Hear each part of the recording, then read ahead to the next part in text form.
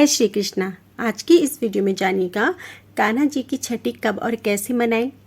इस दिन कान्हा जी की पूजा किस प्रकार करें, श्रृंगार किस प्रकार करें, कान्हा जी को स्नान कब और कैसे कराएं, इन्हें भोग में क्या क्या लगाएं, इस दिन शुभ मुहूर्त क्या रहेगा और पूजन के बाद कान्हा जी की सेवा किस प्रकार करें। हिंदू मान्यताओं के अनुसार जब किसी घर में बच्चे के जन्म के 6 दिन बाद छठी मनाई जाती है, ठीक उसी प्रकार कान्हा जी के जन्म के बाद भी उनकी छठी मनाई जाती है। माना जाता है कि इस दिन षष्ठी देवी की पूजा करने से बच्चे का अच्छा स्वास्थ्य रहता है। षष्ठी देवी को बच्चों की अधिष्ठात्री देवी माना जाता है। उनकी कृपा से राजा प्रिव्रत के मृत पुत्र को भी पुनर्जीवित किया गया था।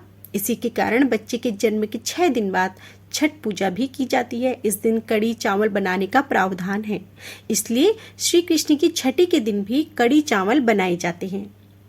जब भगवान श्री कृष्ण गोकुल में प्रकट हुए तो ब्रज के घर घर में मानो आनंद सा छा गया। गोपियों को तो सूतिका गृह में श्री कृष्ण के दर्शन हो गए।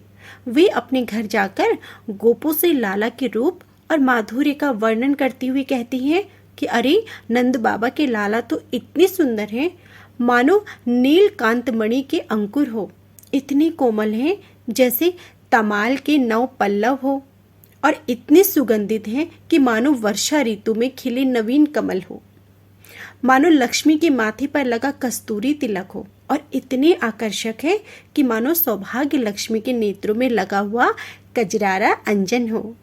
ऐसे अद्भुत और विलक्षण नंद बाबा के लाला शिशु के बारे में सुनकर व्रज के सभी गोप भी उन्हें देखने के लिए ललायित हो उठे। षष्ठी पूजन के दिन सभी गोपों की भी श्री कृष्ण दर्शन की अभिलाषा पूरी होने का समय आ गया। नंद लाला की छठी उत्सव में नंद बाबा ने कंस के राक्षसों के भय से केवल बंधु बांधवों को ही बुलाया था, परंतु आज कोई रुकने वाला नहीं था, ना ही किसी को निमंत्रण की आवश्यकता थी। इसलिए दूर दूर के गांव के गोप गोपियां नंद महल के द्वार पर आकर इकट्ठे हो गए। नंद महल में मणिमय आंगन में स्तंभ के सहारे उपनंद जी की पत्नी रोहिणी और घूंघट निकाले ब्रजरानी यशोदा गोद में नीलमणि श्री कृष्ण को लिए बैठी हैं, और पास में बैठी हैं सुंदर सजी हुई अनगिनत गोपियां जो मंगल गीत गा रही थी। गोपों की अपार संख्या पंक्तिबद्ध होकर लाला के दर्शन कर रही हैं, किंतु जिसकी दृष्टि उन सलोनी चितचोर पर पड़ी वह उन्हीं की अटक गया, मानो किसी सातिर चोर ने उनकी सुध बुद्धि ही चुरा ली हो। आंखें उस नीलमणि के रूप से हटे तब तो शरीर आगे बढ़े, कोई आगे बढ़ना ही नहीं चाहता था। सब अतृप्त नयन और हृदय से बार बार अपने मुख को घुमाकर उस नील कमल के रूप माधुर्य रूपी रस को पीना चाहते थे। पीछे से कोई पूछता नंद बाबा का लाला कैसा है, परंतु उत्तर मुख से ना निकलता। वाणी मुख हो जाती, कंठ भर भर आता, आंखें डबडबा जाती। उस सौंदर्य का कोई पूरा वर्णन ना कर सका। ऐसे जगत में आज तक कोई नहीं हुआ। नंद बाबा ने गोपों के दिए उपहारों को बड़ी प्रसन्नता से स्वीकार किया, क्योंकि वे उन उपहारों को लाला पर ब्रजवासियों के आशीर्वाद के रूप में देख रहे थे, और सबसे कह रहे थे कि तुम्हारे आशीर्वाद से मेरा लाल फलेगा फूलेगा। शाम में पौर्णमासी देवी अपने पुत्र मधुमंगल के साथ नंद नंदन को आशीर्वाद देने आई। पौर्णमासी देवी को भगवान की योग माया शक्ति कहा जाता है, और मधुमंगल बाद में श्री कृष्ण का सखा मन सुखा कहलाया।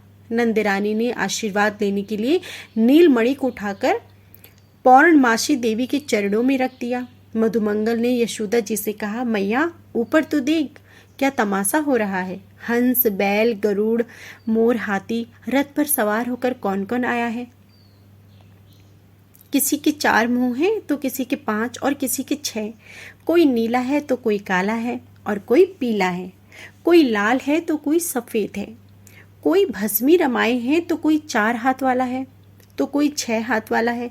मधुमंगल की बात सुनकर नंद रानी भयभीत हो गई कि कहीं कोई राक्षस तो लाला को हानि पहुंचाने नहीं आ गया।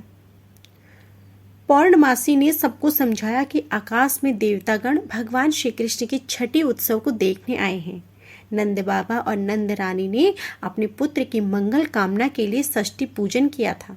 श्री कृष्ण जन्म की छठी रात्रि में नंद बाबा और नंद रानी यशोदा अपने पुत्र की मंगल कामना के लिए सूतिका गृह में षष्ठी पूजा के लिए बैठे। बाल कृष्ण को नहलाकर सुंदर वस्त्र पहनाए गए। गोबर से षष्ठी देवी की सुंदर मूर्ति बनाई गई। सफेद चावल की बेदी पर षष्ठी देवी की मूर्ति को विराजमान कर पास में कलश में स्थापना की गई। फिर पूरे षोडोपचार पूजन कर उनका भली भांति व्यंजनों का भोग लगाया गया और प्रार्थना की गई। कुल की प्रथा के अनुसार यशोदा मैया ने अपने पुत्र की छठी पूजा की और पीले थापे लगाए।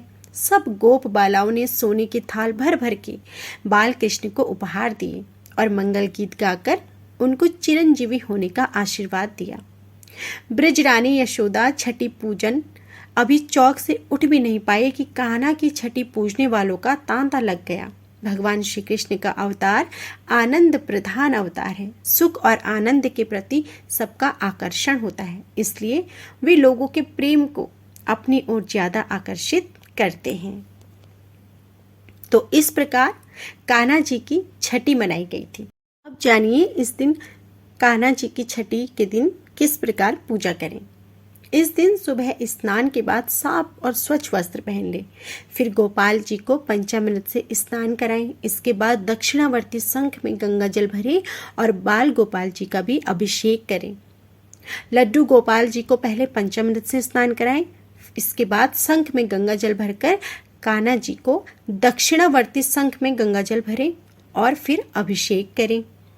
फिर एक साफ कपड़े से पोंछकर पीले रंग के साफ और सुंदर वस्त्र पहनाएं।